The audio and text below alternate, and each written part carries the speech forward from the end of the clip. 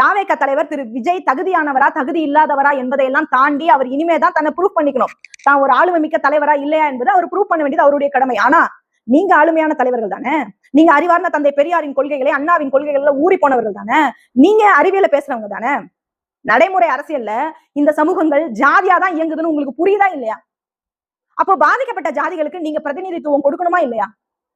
நீங்க ஒரு நாளும் தென் மாவட்டங்கள்ல இருக்கிற பட்டியல் சமூகத்துல இருக்கக்கூடிய தேவேந்திரர்களுக்கோ, இந்த பக்கம் மேற்கு மாவட்டங்கள்ல இருக்கக்கூடிய அருந்ததியர்களுக்கோ, இங்க இருக்கக்கூடிய பறையர்களுக்கோ நீங்க என்ன மாதிரியான பிரதிநிதித்துவத்தை உங்க கட்சிக்குள்ள கொடுத்தீங்க, ஆட்சி அதிகார பகிர்வுல கொடுத்தீங்க?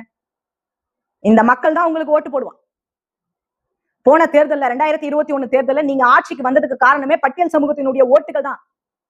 வட ஆற்காடு மாவட்டங்கள்ல நீங்க பெற்ற சட்டமன்ற உறுப்பினர்கள் இந்த மக்கள் போட்ட ஓட்டுனாலதான் வந்தாங்க. அது ஒரு மிகப்பெரிய காரணம் இல்லையா? எங்களுடைய வாக்குகளை வாங்கின நீங்க எங்களை புறக்கணிக்கிறீங்க தானே. குறைந்தபட்சம் கூட்டணியில கூட அதிகாரத்தை கொடுக்க மறுத்தீங்க தானே. நான் தெரியாம தான் கேட்கிறேன். பட்டியல் சமூகத்துல இருக்கக்கூடிய ஒரு திமுக காரன் கொள்கையை ஏத்துக்கிற மாதிரி திமுகவுல இருக்கக்கூடிய இடைநிலை ஜாதிகள் திராவிட கொள்கையில ஏத்துக்கிட்டு இருக்காங்களா? அப்படி நீங்க நம்பிக்கிட்டு இருக்கீங்களா இன்னமும்? இதெல்லாம் உங்களுக்கு அனலைஸ் பண்ண தெரியாதா? இடைநிலை ஜாதிகள் அதிகாரத்துக்கு பணத்தை வச்சுக்கிட்டு உங்க கட்சியில இருக்கிறாங்க. அவன் நினைச்சா உங்களுக்கு ஓட்டு வந்துடுமா? ஆட்சி வந்துடுமா? மக்கள் ஓட்டு போட்டுருவாங்களா?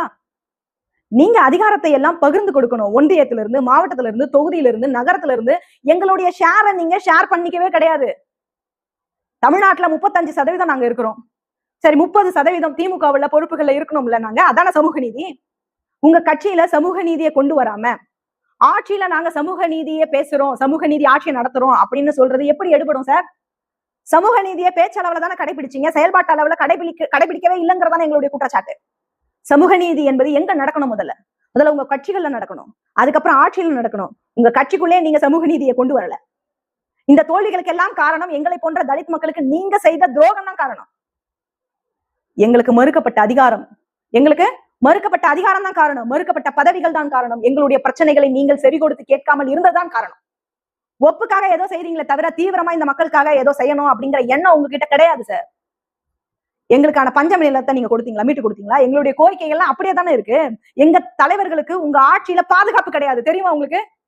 தூய்மை பணியாளர்களை அலோடப்பட வச்சீங்க. சென்னையோட பூர்வ குடிகளான எங்களை சென்னைக்கு வெளியே அப்புறப்படுத்தினீங்க. அந்த வெறுப்பினுடைய தாக்கம் தான் உங்களுடைய தோல்விக்கான காரணம்.